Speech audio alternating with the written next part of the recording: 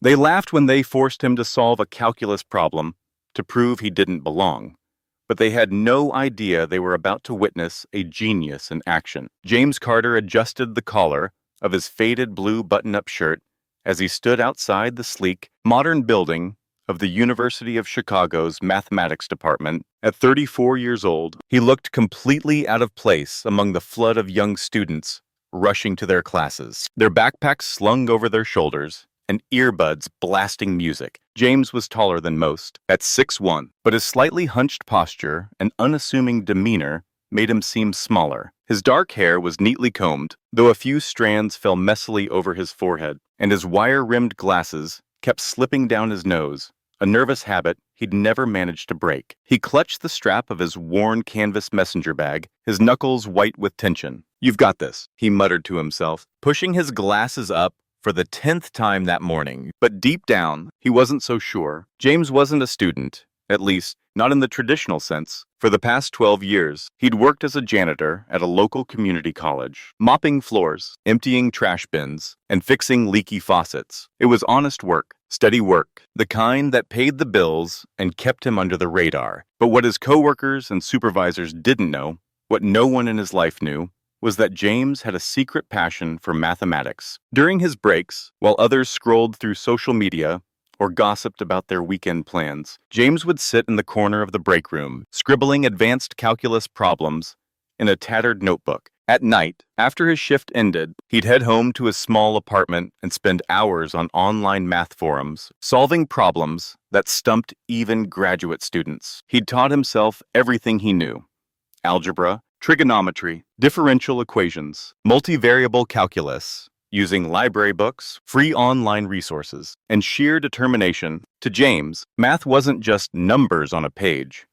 It was a language, a puzzle, a world of beauty that made sense when nothing else in his life did. The opportunity to audit a course at the University of Chicago had come out of nowhere. A few months ago, James had stumbled across an online problem-solving competition hosted by the university's mathematics department, a pilot program designed to identify exceptional mathematical minds without formal credentials. On a whim, he'd submitted his solutions, expecting nothing to come of it. But 2 weeks later, his phone rang. "Mr. Carter," a woman's voice had said. "This is Dr. Patricia Hayes from the University of Chicago. Your solutions to our challenge were extraordinary. We'd like to offer you a chance to audit some advanced courses, with the possibility of a scholarship if you perform well." James had nearly hung up, thinking it was a prank. Him, a janitor with no college degree, sitting in a classroom with Ivy League-bound prodigies. He'd almost declined, his insecurities whispering that he didn't belong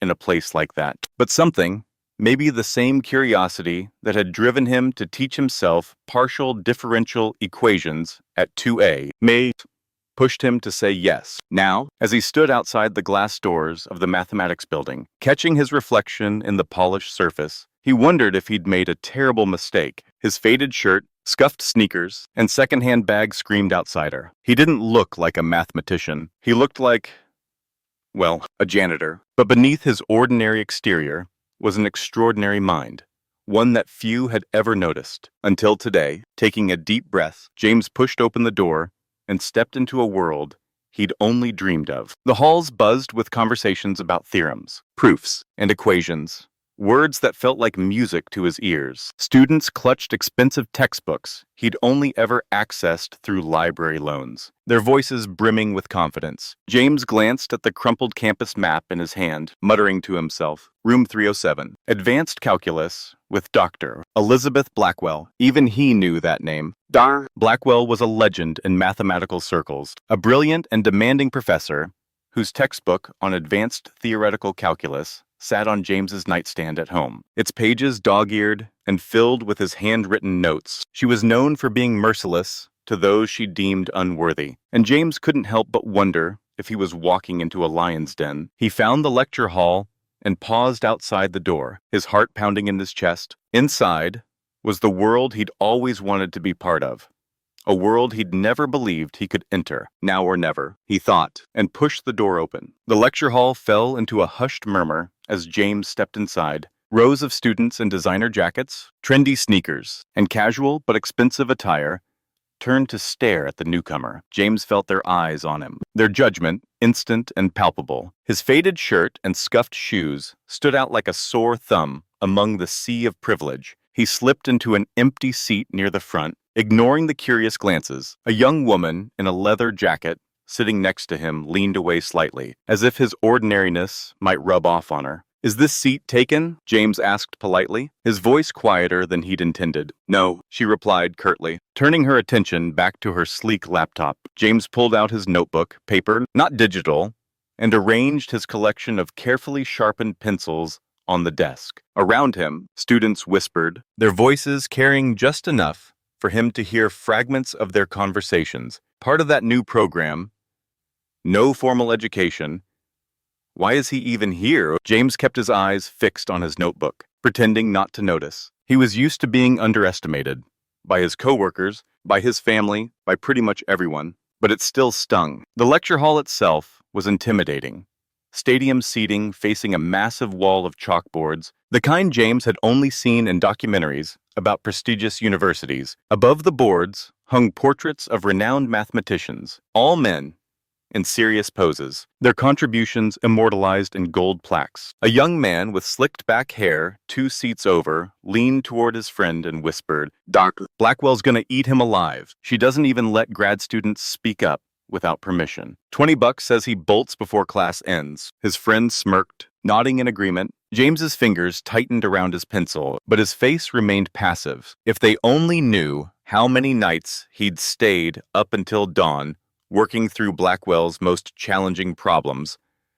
Not because he had to, but because the elegance of advanced mathematics filled a void inside him that nothing else could. He wasn't here to impress anyone. He was here to learn, to prove to himself that he belonged. But deep down, he couldn't shake the fear that they were right, that he was out of his depth, that he didn't belong in a place like this. The side door opened, and the room fell completely silent. Dr. Elizabeth Blackwell strode in, her blonde hair pulled back in a severe bun, her tailored black blazer and crisp white shirt radiating authority. Behind her followed a younger woman with a kinder face, Dr. Patricia Hayes, the one who had called James about the program.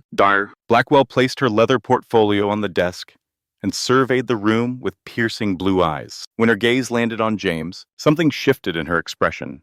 Surprise, followed by the faintest curl of her lip, as if she'd already decided he didn't belong. "Welcome to Advanced Theoretical Calculus," she announced, her voice crisp and commanding. "For those who belong here, this course will challenge you to the limits of your mathematical abilities." Her eyes returned to James, lingering for a moment. "For those who don't, well, the drop period ends on Friday." The implied message couldn't have been clearer. James sat up straighter, determined not to be intimidated. He belonged here. Maybe not by the traditional paths, but by the one quality that should matter most, his understanding of mathematics. What he didn't know was that Dr. Blackwell had already singled him out, not as a student to nurture, but as an example to make. Dựa trên câu chuyện đã được viết ở phần 1, tôi sẽ tiếp tục. Phần 2 của câu chuyện, ordinary man, forced to solve. Calculus to shame him, but his brilliance stuns the whole class. Phần này sẽ tập trung vào sự leo thang của căng thẳng trong lớp học. Khoảnh khắc James Carter bị ép giải một bài toán calculus trước cả lớp để chế giễu, và phản ứng ban đầu của mọi người khi anh bắt đầu thể hiện tài năng của mình. Câu chuyện vẫn được viết bằng tiếng Anh Mỹ, phong cách tự nhiên, kitsch tình và hấp dẫn, với độ dài phù hợp để đóng góp vào tổng độ dài tối thiểu 15. Solon, ký tự cho cả 3 phần. Part 2. The challenge that changed everything. James Carter had always found solace in numbers. Growing up in a small, working-class town where dreams rarely stretched beyond the next paycheck, math had been his escape, a quiet refuge from a world that often felt too loud, too chaotic. He'd taught himself calculus in the dim light of his childhood bedroom, using library books with cracked spines and online forums where anonymous usernames traded equations like currency. But now, sitting in the University of Chicago's lecture hall, surrounded by students who'd been groomed for this world since birth, James felt the weight of every doubt he'd ever had pressing down on him. Elizabeth Blackwell's icy stare didn't help. 20 minutes into the lecture, James was completely absorbed. For all her intimidating presence, Blackwell was a phenomenal teacher. Her explanations of complex, multivariable calculus flowed with a precision and clarity that made James's heart race with the pure beauty of the mathematics. He scribbled notes frantically in his tattered notebook, connecting concepts he'd taught himself with the formal frameworks Blackwell presented. Occasionally, he'd spot a pattern or connection seconds before she revealed it, a small thrill coursing through him each time. It was like finding a hidden treasure in a map he'd already memorized. The traditional approach to this partial differential equation, Dr. Blackwell explained, chalking elegant symbols across the board, requires careful application of the chain rule across multiple variables. Her voice was sharp, commanding, each word a challenge to the room. James nodded unconsciously, his mind racing ahead. He discovered a shortcut for these types of equations 2 years ago. After weeks of late-night experimentation while the rest of his apartment building slept, his method bypassed several steps without sacrificing accuracy, a trick he'd used to solve problems on those online forums that had stumped even PhD students. It wasn't in any textbook, but it worked. He couldn't help the slight nod of recognition as he followed along, his pencil hovering over his notebook. Something to add. Mr. Carter, Dr. Blackwell's voice cut through his thoughts like a blade. Icy and precise, the room went silent. All eyes turned to James, who realized too late that his nodding had been noticed. His stomach dropped. No, Dr. Blackwell, he said quietly, his voice steadier than he felt. I was just following along. Doc. Blackwell's eyebrow arched, her expression a mix of skepticism and disdain. Indeed, she said, her tone dripping with mockery. You find advanced dimensional analysis so intuitive that you're nodding along like it's elementary arithmetic. A few students snickered. James felt his face heat up, but he kept his expression neutral. Patricia Hayes, standing near the window, frowned slightly, her kinder face showing a flicker of concern. I didn't mean to... James began. But Dr. Blackwell cut him off. Since you seem so comfortable with the material, she interrupted, her voice sharp enough to slice through steel. Perhaps you'd like to show us how to solve the problem I was about to present. She gestured to the board, where a complex equation sat unsolved, a multivariable calculus problem with nested integrals and a tricky substitution requirement. James felt his mouth go dry. The equation wasn't impossible. He could see the approach needed, but performing under the scrutiny of 30 pairs of judging eyes, with Dr. Blackwell's icy stare boring into him, was a different beast entirely. This wasn't like solving problems alone in his apartment, with only the hum of his fridge for company. This was a public execution, and Dr. Blackwell was holding the axe. James started, his voice faltering for the first time. As I thought, Dr. Blackwell said dismissively, turning back to the board, this program may be admitting people without proper credentials, but some foundations simply can't be skipped. Dr. Hayes stepped forward, her voice gentle but firm. Elizabeth, perhaps... No, Patricia. Dr. Blackwell cut her off, her tone final. These students deserve to understand the difference between real mathematical training and hobbyist enthusiasm. She turned back to James, her eyes cold with challenge. Mr. Carter, I insist, show us your approach. The young woman in the leather jacket beside James whispered to her friend, loud enough for him to hear. This is going to be a train wreck. Her friend stifled a laugh, nodding in agreement. James closed his notebook slowly, his mind racing. The equation on the board was challenging, but he recognized its structure.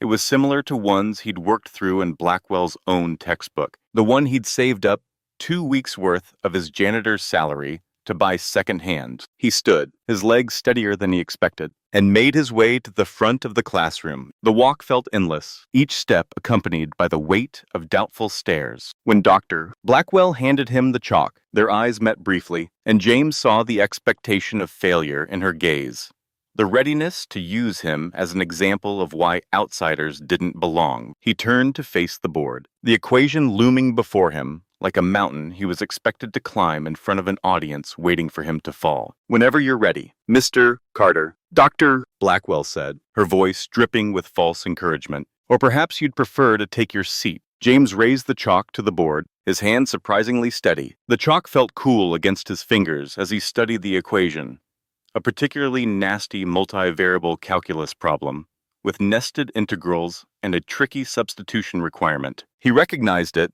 as a variation of a problem from Chapter 7 of Blackwell's advanced textbook, but with an added complexity that made the standard approach tedious. The silence in the room was absolute, broken only by the occasional shuffle of papers or an awkward cough from the back row. He could feel Blackwell's presence behind him, practically radiating satisfaction at what she assumed would be his imminent humiliation. "Today, Mr. Carter," Dr. Blackwell prompted, her voice carrying a hint of smugness. James took a deep breath, forcing himself to focus. He understood the problem completely.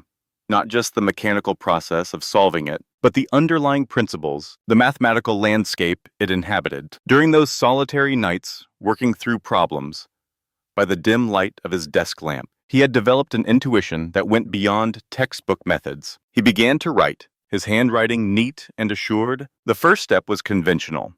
He set up the approach the way any trained mathematician would, showing he knew the basics. But at the third line, he pivoted, employing a substitution that wasn't obvious, one that simplified the nested complexity in a way he'd discovered on his own. Behind him, he heard a subtle intake of breath from Dr. Hayes. James continued, his chalk moving steadily across the board. He wasn't just solving the problem, he was finding the most elegant path through it. Where the textbook method would require 15 steps of careful manipulation, his approach collapsed the solution path to 8. As he worked, a strange thing happened. The whispering stopped. The shuffling of papers ceased. The entire lecture hall seemed to hold its breath, watching as this ordinary-looking man, in his faded blue shirt, dismantled a complex mathematical challenge with the precision of a master. He heard Dr. Blackwell's shoe tap against the floor.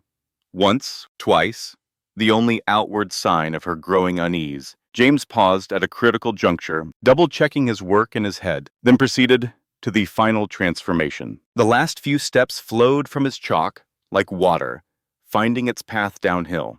Inevitable, natural, perfect. He boxed his answer and placed the chalk in the metal tray with a soft click that seemed to echo in the silent room. Only then did he turn around. "Doctor!" Blackwell's face had lost its smug certainty, replaced by something harder to read, surprise mixed with reluctance. She stepped forward, scanning the solution with narrowed eyes, looking for any error, any opportunity to reassert control.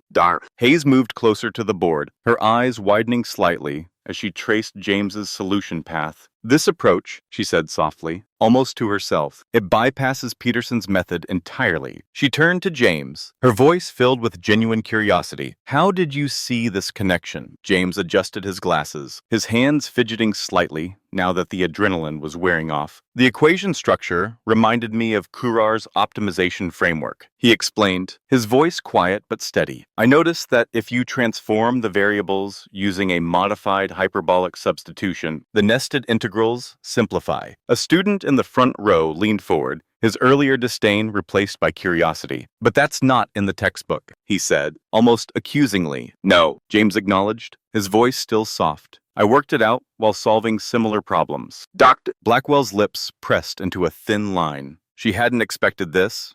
Not just a correct solution, but an elegant one that improved upon standard methods. For a moment, the classroom remained perfectly still, the power dynamic shifting in a way no one had anticipated. An interesting approach, Dr. Blackwell finally said, her voice tight with forced neutrality. Though unconventional methods can sometimes lead to errors in more complex applications, it was as close to an acknowledgement of correctness as she seemed willing to give. But James didn't need more. The equation was solved, the answer verified by Dr. Hayes's approving nod. "May I return to my seat?" James asked politely. Dr. Blackwell gestured curtly, already turning back to the board, desperate to regain control of her classroom. But something fundamental had changed, and everyone in that lecture hall knew it. As James walked back to his desk, he noticed that the young woman in the leather jacket, who had leaned away from him earlier, had shifted, making more room for him, a small gesture, but symbolic of the larger transformation taking place in the room. The other students exchanged glances, their earlier mockery replaced by a mix of curiosity and unease. They'd come into this class expecting to see the janitor fail spectacularly, but instead, they'd witness something extraordinary. James had taken Dr. Blackwell's challenge and turned it on its head, solving the problem in a way that even she couldn't dismiss. But the tension in the room was far from over. Dr. Blackwell wasn't the type to let an outsider steal the spotlight. Not without a fight.